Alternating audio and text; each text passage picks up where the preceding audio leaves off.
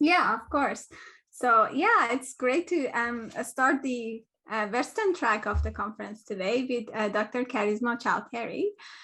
She's the chair in behavior modeling and a UKRA Future Leader Fellow at the Institute for Transportation Studies at the University of Leeds, where she also leads the Choice Modeling Research Group.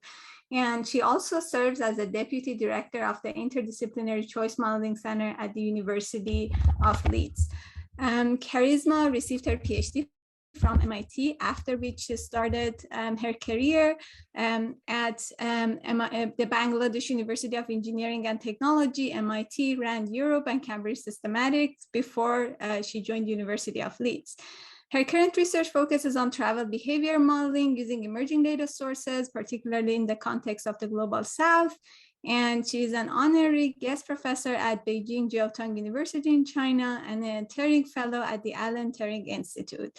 She is also the current vice chair and also the chair-elect for 2024 of the International Association for Travel Behavior Research. Amazing background. So a little bit of logistics before we get started. As Cara mentioned, please leave your questions in the chat box and we'll read them and hopefully answer all of them at the end of the talk. And if you have more time, maybe we can take some live questions at that point too. Yeah, so with that out of the way, Karisma, thank you for joining us and the floor is all yours. Thanks a lot, Let me stop sharing. Thanks a lot, Neda, for the introduction. And as I have told Cara a couple of times, I'm a great fan of the BTR conference because in addition to the climate thing, I think when I was working in Bangladesh or when I was a student in Bangladesh, I felt that it's so difficult to travel to conferences from a country where the research funds are not great. And I think this opens up a big opportunity for researchers who otherwise cannot afford to attend the conferences to get an essence of global research and very high caliber research. So thanks again, Cara, for this great initiative. Okay, let me see if this works. Can you see my presentation mode slide? Yes. Okay. Okay, let me just move this. Okay. Yeah, so today I will be talking about some research that I have been doing with my PhD students in particular over the last 7-8 years. So in a lot of cases, I will be talking a bit high level in terms of the research, but I have provided links to the papers. And if you have any questions, there will be time at the end, hopefully, to discuss those in more detail. So I will be talking about how we can leverage the passively collected data sources for travel behavior modeling.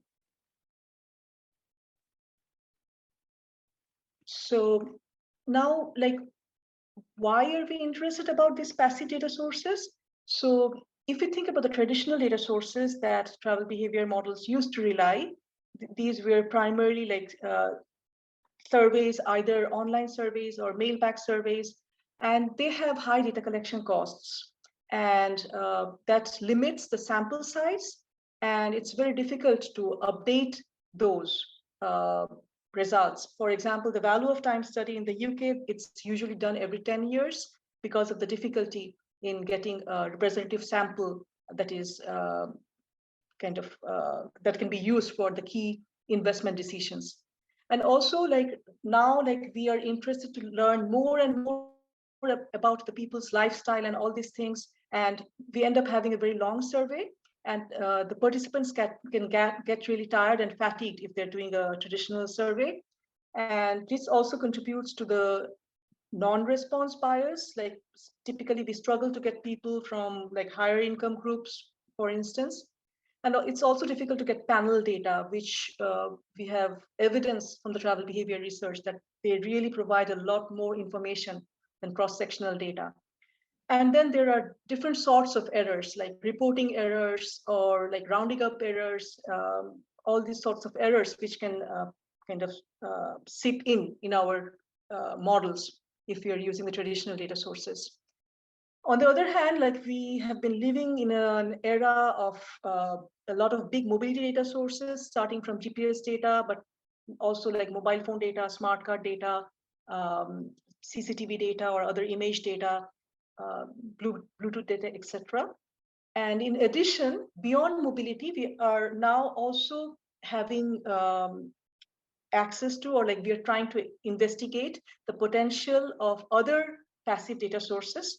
So for example, like the fitness band data, which provides us with physiological sensor data, this type of data, or social media data, or data like, again, like from video images, we can infer a lot beyond mobility data. So the challenge here is we know that these data sets, the passive data sets, typically are large in volume. They are very kind of rich in terms of the variety and heterogeneity, and they're very fast, like quite real time in some cases. But the question is actually, how can we account for the kind of issues in the data? For example, the veracity, how can we confirm that the data is really reliable, and how can we actually derive the true value of that out of that data? So most of the travel behavior analysis that has been done using the passive mobility data sources, they have been limited to more like visualization type of research initially, and also kind of especially in the COVID time, we have seen that how valuable the passively generated mobility data have been in terms of tracking how the kind of mobility patterns have changed in response to different restrictive measures and stuff. But it's not that much used yet in the predictive travel behavior modeling. So by predictive travel behavior modeling, I'm referring to models like either like econometric models or machine learning models, which are related to behavioral theories and which can be used to make forecasts or predictions for a different future scenario. Like, for example, like if you try to predict like what will be the kind of travel behavior when the oil price is X% more, in that case, like we need behavior models where we have the sensitivity to oil price in the model. So it's we need that sort of model. And also kind of the typical kind of things that are used for investment decisions, like value of travel time or welfare measures, willingness to pay, this type of things, the big data sources, mobility data sources have not been used as much as it could have been. And the key barriers for that is, first of all, like it's difficult to infer the useful information out of that. In many cases, it's noisy data, it's coarse resolution data, both spatially and temporally. And also, in the typical choice models, we need to know what is the choice set of the traveler, like, for example, like if the person has access to car, for instance, and that sort of information is not available readily in the passive mobility data sources. And also, like typically we in travel behavior models, our finding is the characteristics of the decision maker has a big role in their travel decisions. And in the passive mobility data sources, in most cases, they're anonymous for privacy reasons. So that's another barrier that we need to live with. And also, these passive data sources also, though they are very big in size, they have different kinds of biases. For example, when we're talking about mobile phone data, not everyone has a mobile phone data, and not everyone makes phone calls at the same rate.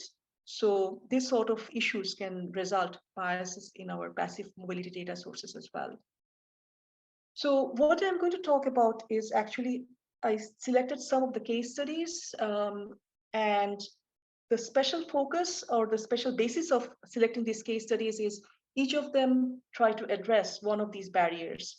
So the first one I will be talking about is root choice modeling, where we deal with the coarse resolution data and how we can infer useful information from that. Then I'm going to talk about how can we deal with the unobserved choice sets that we typically have in case of GPS data. Then the third case study will deal with how we can actually come up with a framework where we can predict the demographics from the passive data sources and use it in our models. And the next case study takes it a bit farther and like talks about a framework to combine the survey data with mobile phone data. And the last one is a bit different from the other four because there I'm going to talk about how we can kind of leverage the physiological sensor data that we can get from the emerging data sources and how that can be used for travel behavior modeling. So actually, if you have any questions, so I think Ara mentioned that do type them in the box, but if you have any problems hearing me or something, do interrupt me as well. That's fine. So the first case study, it's about route choice modeling using mobile phone data. And here we are, but this was kind of one of the earlier works we did with the mobile phone data. And just to give a bit of background for those who have not used mobile phone data for their research.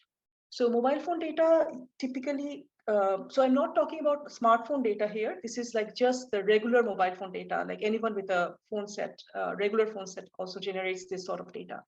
So typically they come in two forms.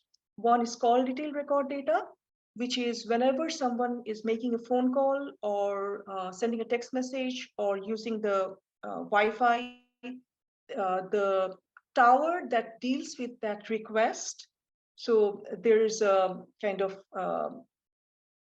the record of the timestamped record of that location of that person in the data.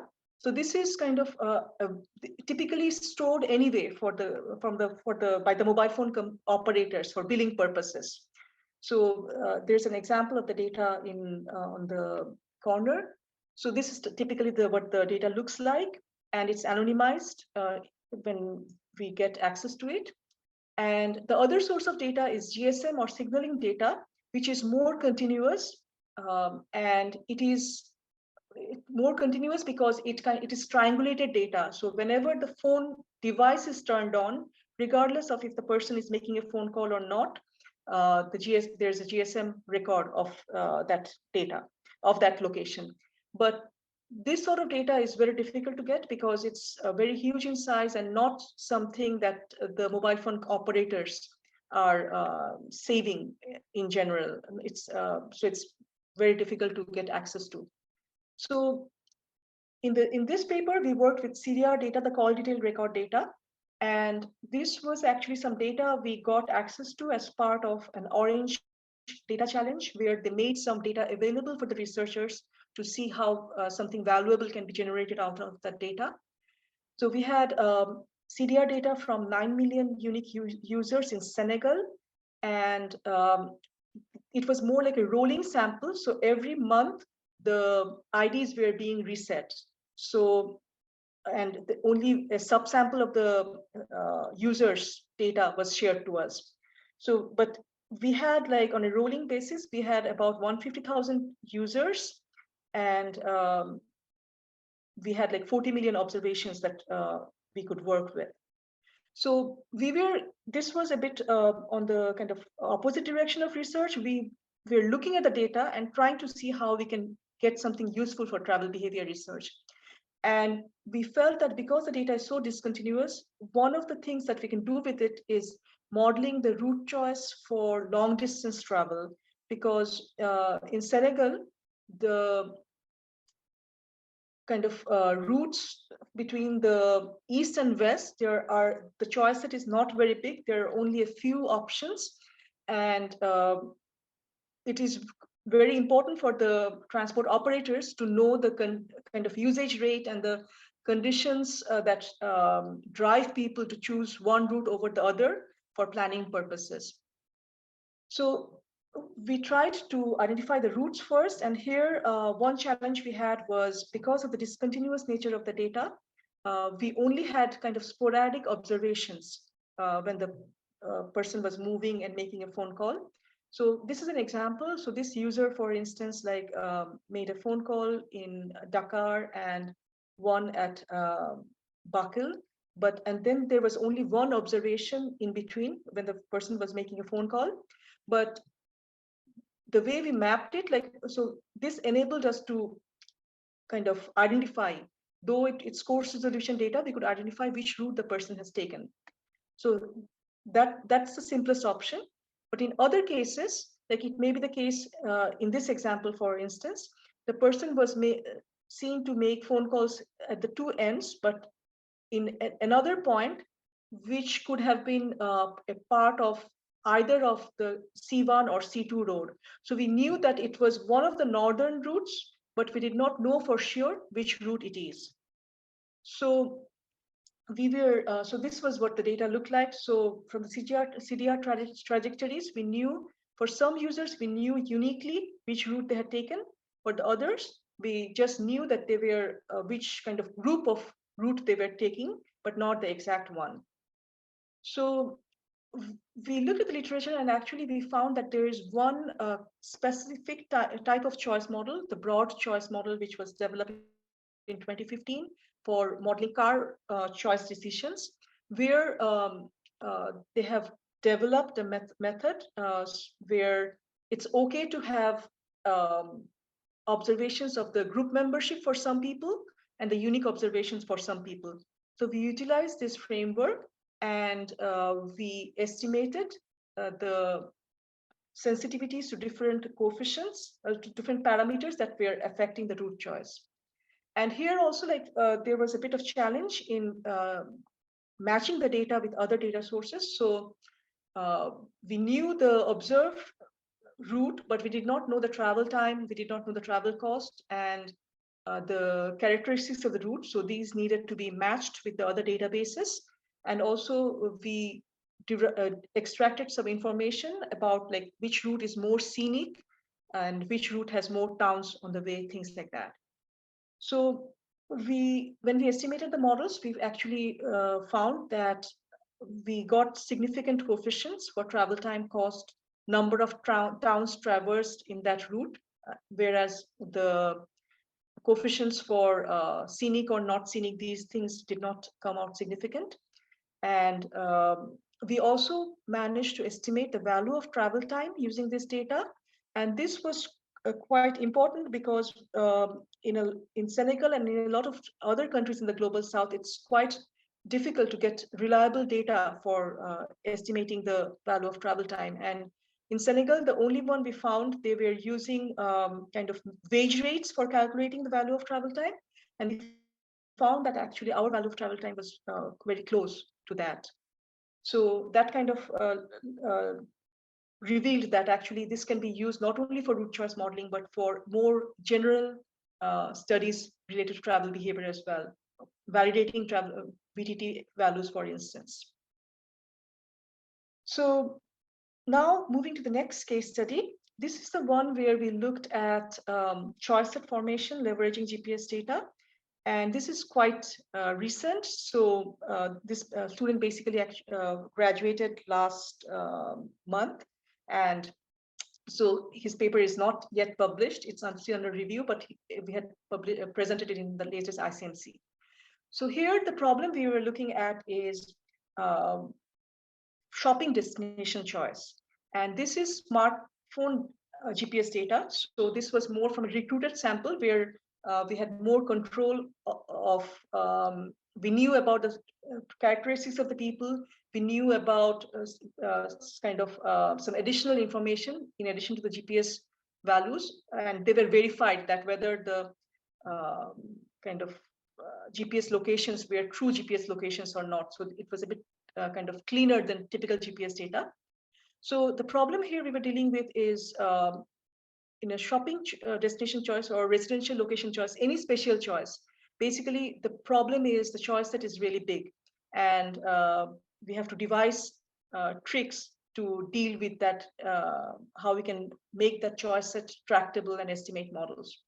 So in this case, from the 2 weeks GPS diary for a particular users, there were we knew some locations where the person has visited, and based on that, we were able to estimate a core activity space for that users. And for this, we used some definitions from the space-time theories from geography, and we formulated that, okay, it is more likely that the person is choosing from this location. But also the problem is it was very heterogeneous for different people. And for some people, actually, the activity space was bigger. Some people were actually choosing some very far locations sporadically. So what we ended up doing is we thought that we cannot actually deterministically locate the choice set. So rather, we developed a latent class choice model for standalone destination choice and mode and destination choice. And we estimated that there can be different classes of people. Some people will choose only around their specific trip chain. So we could identify their home location and work locations and their main trip of the day. And some people were choosing basically just destinations, shopping destinations, which were just along the way. So they were doing very minimal detour. Whereas the second class, they were choosing, they had a bigger choice set, and they were choosing destinations from their activity space. Whereas there were some people who were actually, and maybe it's because of the nature of shopping trips as well. Like some people actually chose, there's a probability that people could have chosen outside this activity space or this trip chain area as well. So we accounted for that probability as well. And the class membership, because we knew the socio-demographic characteristics of the users in this case, we used that to infer the class membership. And the data in this case, as I mentioned, it was more like it was done by our Move smartphone app. So it automatically inferred the trips, but the respondents verified the trips and they corrected the trips, origins and destinations. And also we were asking like if they were with someone, what was the purpose of the trip. So it was a bit more I would say, tame than regular GPS data. And there was a good mix of kind of different modes of transport in the 2 weeks. So I did not present the results in detail here because it had a lot of variables. But in general, we found that we focused mainly on checking if the values made sense, and if by having this sort of choice set generation process, are we having a better model. So in terms of the goodness of fit, the latent class choice model had much better performance. But also when we looked at the VTT values and the elasticity and cross elasticity values between different modes, we especially saw that for public transport, after accounting for the choice set, we got much more reliable values, which were matching with the UK value of time study. So then moving to the third case study, here we tried to see how we can actually get around the problem of anonymous data without compromising the privacy concerns of the mobile phone operators or any other big data provider. So the basic framework that we used here, the assumption was we know that the travel behavior models, they are a function of the demographic group of the users and the attributes of the transport options. But the demographic group membership is also kind of can be assumed as a function of other observed variables. And in this case, we use the mobile phone calling patterns as a explanatory variable to predict the demographic group. So this was a bit of like more like reverse discrete choice model, where instead of predicting the kind of behavior, we were trying to using the discrete choice tool to infer the socio-demographic characteristics of the users based on their so in this case we use the mobile phone calling patterns, but in another research we are using the more like trip motifs as an explanatory variable for predicting their demographic groups. So in this case, we used again a data we got from a data challenge by Nokia. So we did not have full control of the data. So we had the call logs and the GSM locations and demograph, and we had for a small number of participants, we also knew their demographic information. So it was only for 158 users for whom we had the demographic information. So we were using that information, so first of all, for a subsample of users, we estimated a demographic prediction model where the input was their phone usage patterns. So this included like the duration of their phone calls, whether they were making phone calls during the working hours or out of the working hours, how many unique people they were calling, this type of information. And the dependent variable here, so we were trying to match it with the demographic data. So we found that this was quite challenging to just, because it was a small sample, rather than predicting the age, gender, employment status, etc. individually, we predicted their demographic group memberships. So these demographic groups included, for example, like young full-time working male, or maybe young full-time working, or maybe like older person who is retired and not actively working, things like that. So we were predicting these demographic groups rather than the individual demographic characteristics. So then once we had that demographic prediction model, we applied it in the bigger sample, bigger data, and we used that to predict the demographics of the people, anonymous people, and we used that predicted demographic as an explanatory variable in our trip generation model. And in the application stage, the only input was the CDR data and the demographic prediction model, which gave us the demographic predicted groups. And we used that as an input in the trip generation model. And we validated it for the small subsample for whom we knew the demographics, that when we compared the number of predicted trips for the people from the observed demographics and the predicted demographics, we saw that actually they were not very different. So it had a good prediction capability of the number of trips generated per week based on the predicted demographics. So this kind of served as a proof of concept that having demographic characteristics from a subsample of the users can make the mobile phone data feasible for travel behavior modeling. And now, as I mentioned, we are doing some work where we are using it for a COVID travel behavior change research, where we are also using a survey data from the trip motives to predict the demographics, and then apply that model in a bigger anonymous data set to predict the demographics. So we don't have the results for that yet, but it seems that it's feasible to do something like that, where we have anonymous data and we do not know the demographic characteristics of all the users. Now, coming to the fourth one. So this particularly focused on kind of judging the extent of bias in the mobile phone data compared with the survey data, and actually can we get the better out of the both data sets by combining them.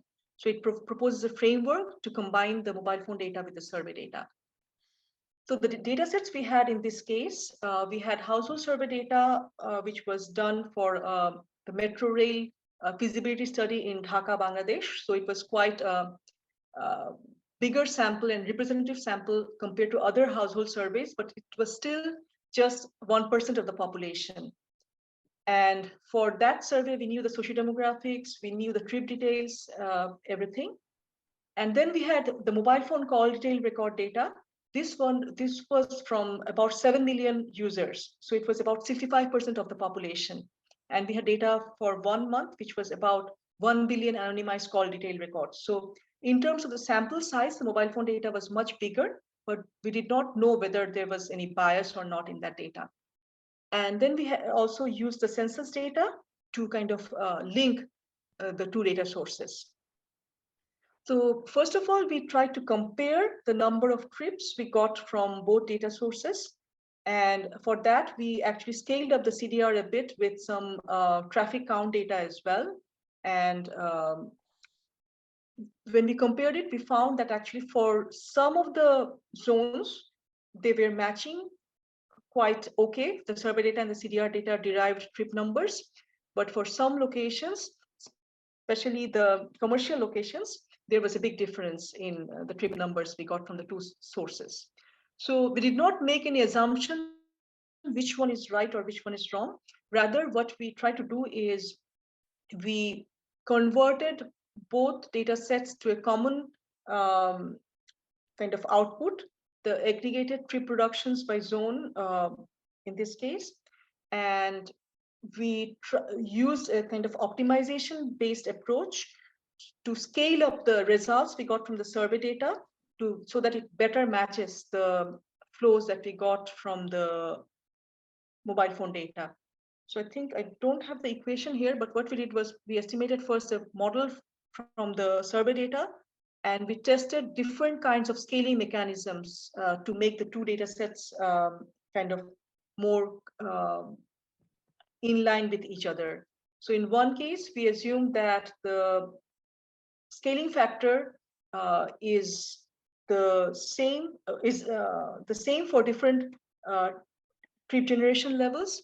In the second one, it was different for the different trip generation levels. And in the third one, it rather than the basing it on the trip generation levels, we use different scaling factors for different explanatory variables like the gender, age group, working status, etc. And we compared the transferability of the models for model evaluation rather than goodness of fit. So for one of the validation measures, we used the data from 1 week for the estimation, and we applied it in a different week, and we tried to see how well it had predicted the trip numbers. And in this case, we compared across the different models, the survey only model and the three variations that I mentioned. And we found that actually the one where we were scaling up the sociodemographic characteristic coefficients, that had the better performance. And we also did some spatial transferability where we were dividing a sample into different groups and kind of doing cross-validation across the different groups. And here also, in terms of the model comparison, the same model had a better performance.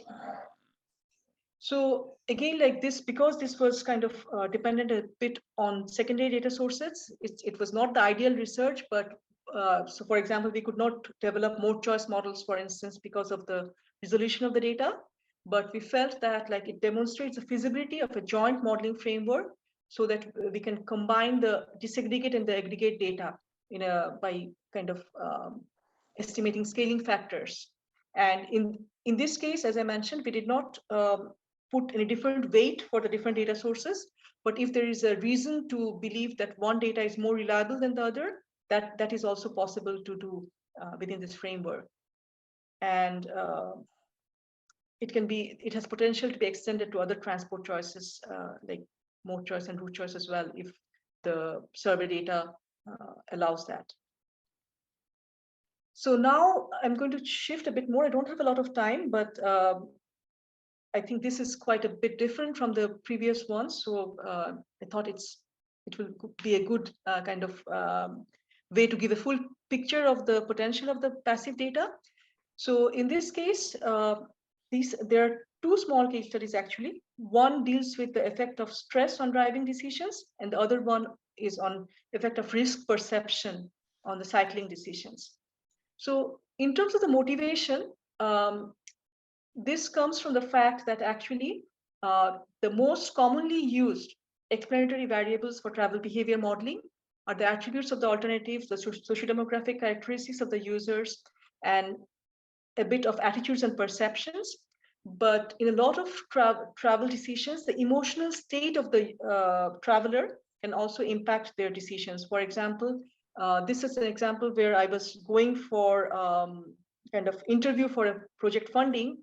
And though in terms of travel time, travel cost, everything, the driving was the better option, I still ended up taking the train because I did not want to drive when I'm stressed. So in traditional data sources, there is research on inferring mental states. It's not totally ignored, but typically it is done through like either through activity, like it's recall data where people are asked to report how they're feeling at different points of time. And also in recent years, there are some smartphone app-based kind of mental state data as well. But there also users are prompted to report their mental state rather than passively inferring it from their kind of other non-controllable sources.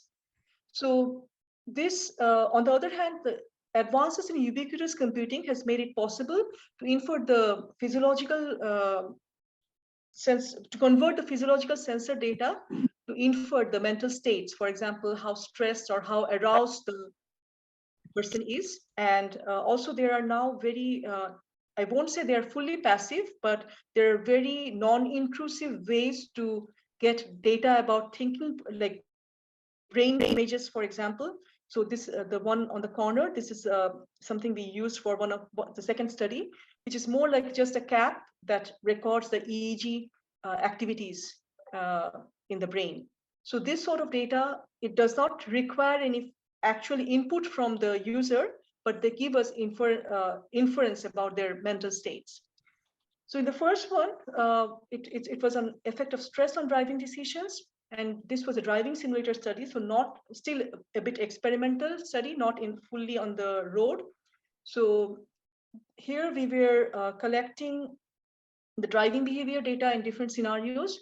And we were also using collecting their skin conductance, heart rate, and blood volume pulse data when they were driving and making different decisions. So we developed a couple of models. So I'm going to, the simplest one was a gap acceptance task. So here the subject driver was going to merging to a major road from a minor road, and there were a series of gaps. And every driver had to do it twice throughout they had to drive for about 1 hour, and they had to face this situation twice. One was in a regular situation at the beginning, and the second one was when they were under time pressure. So in this case, we say that the drivers that they have to reach the destination on time, and if they're running late, there will be a monetary penalty in the incentive they get for participation in the experiment. Though we actually did not deduct the money in the end, but when the participants were driving, they thought that if they're late, they will get like less money for participating. And we showed the like emojis in the screen to indicate whether they are, the green indicated they're on time, yellow was their borderline, and red indicated that they are running late. And this was not related to their actual performance. Rather, everyone saw each scenario once with a green emoji and once with a red emoji. And when in terms of the gap acceptance, for example, we saw that in terms of the no time pressure and the time pressure, they were making very different decisions, though the gap sizes were the same. So basically, in the stress situation, in a lot of cases, people in the first one, in non-stress condition, they were kind of waiting longer, whereas in stress conditions, they were more aggressive and they were kind of accepting smaller gaps. And from the physiological sensor data, we got heart rate, skin conductance, and here the challenge was it was very heterogeneous. So it was very different for each individual. So what we did was we normalized it for each individual separately. And so it was kind of deviations from their baseline physiological sensor values that we ultimately used in the model. And we used a kind of more like a latent variable framework where stress was the latent variable we are trying to check the effect of, and the indicator of the stress was all this physiological sensor data. And we found that actually by incorporating the skin conduction and heart rate, so blood volume pulse was not significant, but these two variables had improved the explanatory capability of the gap acceptance models. And this kind of motivated us to do the second study, where we looked at cycling decisions still on simulated virtual reality scenario. And here, actually, I have, maybe I can talk while you see it. So people, they were riding on an instrumented cycle with a VR headset, and there were like pedestrians crossing, and the scenarios were different in terms of, in some cases there were bike lanes, in some cases it was just on a normal road alongside other vehicles. And in some cases, there were more buses and trucks. In some cases, it was just other cyclists. So in each case, we recorded their acceleration, deceleration decisions. We also asked them like how risky they perceive the scenario to be. So we tested several hypotheses, but the one that I'm going to talk about is we recorded their EEG signals, and we had this model where the acceleration, deceleration decisions, or when they were approaching an intersection, the decision was affected by the perceived risk, and which is a latent variable. But the indicator of that was that alpha wave that we got from the EEG data, and that indicated how hard they were thinking while they were making the decisions. And our results indicated that actually that the alpha wave does have a significant contribution in the explanatory power of the models. So whenever there was a higher perceived risk, there was a strong correlation with the higher values of alpha. And so basically, the model that does not use the neural data, that did not have the same kind of prediction capability compared to the model where we use the EEG data. So just to conclude, I think I'm quite on time, so I think there will be time for questions. So in general, the message I am trying to give is the passive mobility data, beyond visualization, there's a lot of promise to use it for the traditional travel behavior modeling, or like going beyond traditional travel behavior modeling. And it is particularly useful in the context of Global South, where the reliable surveys or reliable reveal preference data is often very difficult to get. And also, they are not perfect, but in a lot of cases, combining these passive mobility data sources with small scale traditional survey data or traditional other data sources, smartphone data, for example, they can help to account for some of the limitations of the big data and make them more help us to get kind of the benefit of both small and big data. And on the other hand, about the physiological sensor data, I think we are just kind of at the surface of the promise it holds. So right now we are doing some work where we are trying to go beyond the traditional choice models and use more concepts from neuropsychology and mathematical psychology in conjunction with the physiological sensor data to augment the travel behavior models. But the key challenge here is actually this sort of data is very sensitive to the outside conditions. So it's very difficult to take it beyond the lab, I think, but we do have some planned data collection where we are going to collect some physiological sensor data in the regular real world conditions as well. So that was my presentation. And as I mentioned, all these work are mainly done by my PhD students, and other collaborators also contributed significantly.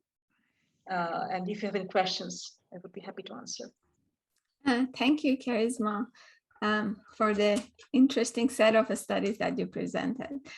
So while you were presenting, we had a number of questions posted in the chat box and also some discussions going on. So I'm going to read those questions, but at the same time, everyone, if you want to participate in discussions, please raise your hand. And if you want to post your questions in the chat box, that is okay too. So let's get started. First, we have Luis Merlin asking a question where you basically talked about the emerging sources of data and some of the challenges and barriers. One of them, Luis identifies as purchasing the data, and he's interested in hearing about your data source providers and the data acquisition costs. Yes, that's a kind of increasing challenge, because when I started working on it, I think I first worked with mobile phone data in 2011. At that time, it was very easy to get access to mobile phone data. But now, I think the mobile phone operators are kind of have demonstrated the business value of the data, and it's getting more expensive, and it's very difficult to get access to raw data as well. So unless there's some sort of partnership with the mobile phone company or with the company who does the data processing, it's very difficult to get access to the raw data.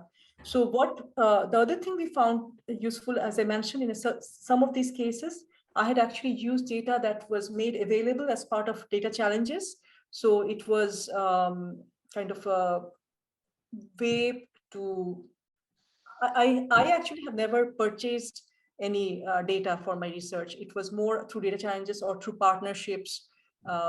Or actually in the UK, there are some big data centers. In Leeds, we have Leeds Institute of Data Analytics. So they have some agreement with data providers like Cubic, for example, and I can access some data through them. So yes, it's a barrier, but I think, and it's getting more and more challenging because now the companies themselves are interested to sell the products rather than share the raw data. Mm-hmm. Yeah, I agree. And I think different agencies are starting to see the value in spending the money purchasing the data. So I think we are moving in the right direction in that sense. And I think Cara had some comments on this. She brought up the fact that Texas, the state of Texas, has bought some data and is in the process of acquiring new data sources. So that is promising as well. So the next question was posed by Cara. If we run out of survey-related questions, I wonder whether Charisma prefers classical econometrics, Bayesian methods, or decision trees, or really any other machine learning technique for your data analysis, Charisma. Yeah, so actually, we are exploring machine learning techniques as well. And the student I mentioned who defended last month, he actually has 2 chapters in his thesis where he is comparing machine learning methods with econometric methods. And also in one of the works, he tried to combine both. So he used like the clustering techniques to classify the users, but then it was a joint likelihood estimation where the other part was still a choice model. And we did a bit of that also with some data from China, with smart card data, where we used a combination of machine learning and choice modeling. I did not present those here, but yes, I think it's an inevitable step. And actually, like the project that I funds a lot of my studies, it also has a component where it talks about like methodological developments of how to combine machine learning and econometric models. So yes, that's a very promising direction as well, which I did not have touch upon here. Yeah, thank you. And so a follow-up question on that, when it comes to machine learning methods, some people are concerned about the black box nature of those methods. So how do you see that playing out when you try to combine different methods or leverage machine learning methods? Yes, so I think that the machine learning methods, the one thing is the black box nature, but actually there are kind of interpretable machine learning methods as well. Like, for example, like through identifying, like in some of the machine learning methods, we can get feature importance lists, for example, which gives us some idea. But I think in the end, it's also, I think it's very data set specific, but I think like it's more about like understanding, going more deeper to the black box mechanisms rather to get really the value out of it. Like to me, it seems that some of the applications we have been working on, for instance, is when there are a lot of explanatory variables, can we actually do some machine learning first to get some feature importance and then use that information in our econometric models? That's kind of the basic starting point that we used. So I think both methods have their strengths and weaknesses. It's about like how we combine them in a particular context. Yeah, thank you. Okay, so next question. We had a little bit of discussion going on. I think Jason Hawkins and Elaine Kornhauser commented on this, and it was about the physiological data. So it would help in exploratory analysis, but the question is, would it be applicable for forecasting? So I think the concern is that how do you measure this type of data in real time in real world conditions? This is about the physiological sensor data, I believe, right? Yes, yes. Yes. Yeah, so that is the challenge. So, but right now, as I mentioned, like, so we do have some planned data collection where we are going to collect. So we actually, for the driving study I mentioned, we did collect some data beyond the driving scenarios as well. So the participants were wearing the wristbands for a week before they came for the experiments. Mm-hmm. But we felt that, as I mentioned, the data is very noisy. So I feel that right now, like in the state of technology, it's probably like we need some intermediate stepping stone. So for example, there can, at least for some participants, maybe they will do a bit of like verifying of the data, which is inferred from the physiological sensors, or tag it, something like that, before we just use that as a standalone source. But on the other hand, in some contexts, I think this sort of data will be available in future. For example, when there are self-driving cars, for example, maybe it will be so much instrumented that it may be possible to get data about the riders' physiological conditions while they're. But they're not driving. What?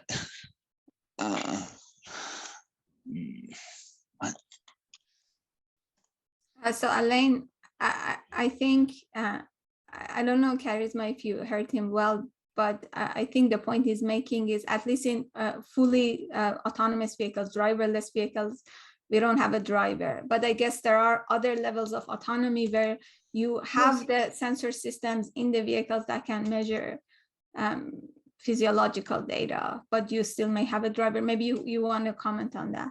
So I think what the context I was mentioning it is like, for instance, like if it's a car like where, for example, in certain conditions, the vehicle will take control. Mm-hmm. In that case, maybe if it senses the driver is stressed, for instance, in that, so it's not fully automated vehicles, but like more like heavily instrumented vehicles where it's more on the transition phase where it's collecting a lot of data on the driver on the go in order to infer like when the vehicle needs to take the control versus when the driver is in a condition to make the right judgments. Great, thank you. So in addition to, there are a few people who I think had the same type of question, but when it comes to physiological data, another question is about the ethical implications of collecting such data. And I think it goes further than just biophysical data. When we are using video analytics, image processing, collecting GPS data, how do we decide who has access to this data, and how is it secure to make sure that people's privacy is not invaded? Well, I think that the physiological sensor data itself is actually less sensitive compared to like survey data, because usually they are anonymous. Like it's, as long as the identity of the people, like it's not really, I think mobility data is more sensitive in a sense that maybe people's home location can be inferred from that. But just from the physiological sensor data, it's very difficult to identify a person. So from that perspective, it's less of a problem. But in terms of like the video data, for example, so I think the key here is how it can be processed in a privacy sensitive way. And the example that I had in one of my slides, it was from MIT Mood Meter, which was developed, I think, about a decade back. There they were using the video data, but it was only the mood data was inferred, conveyed. No video recording was preserved, or the people's actual images were, so the computing was done on the go, so that like no data is stored. So that sort of technologies can actually help in kind of preserving the ethical issues related to the data. Thank you, Charisma. I think maybe we have time for one more question, and that question is from Mostaq Ahmed. He asks, he has a query about how the predicting demographic group, how you are predicting demographic groups when you don't have any data on the value of Y, since the data is anonymized. So are you using any unsupervised learning techniques such as clustering for that purpose? So it can be done by machine learning techniques, or it can be done by kind of in the example I mentioned, we actually use econometric techniques to predict the demographic groups. But the idea comes from a paper that was done by MIT Media Lab, where they were, I think the paper was titled like, "Look Who is Calling" or something like that. Mm-hmm. And there they tested like different algorithms, like both supervised and unsupervised. But in our work, we are mainly use supervised learning. So we have a subsample for whom we know the demographics, we are training it and then applying it to the anonymized data. All right, thank you so much. We have a number of other questions, but unfortunately we are out of time. So let me thank you on behalf of everyone, very engaging presentation and discussions that follow. Thank you, Charisma. So we have, right after this session, we have the shared mobility session going on in this Zoom room, but we have 3 other sessions. If you're interested in those, you have to switch Zoom rooms. And those sessions are traffic flow and congestion, public transportation and planning, and autonomous and connected transportation. The links for those Zoom rooms you can find in the BTR program. And in the chat box, because I just pasted them in there. Wonderful. Thank you, Kara. Thank you. My pleasure. See you guys. All right, great to see everyone, and see you in the rest of the conference.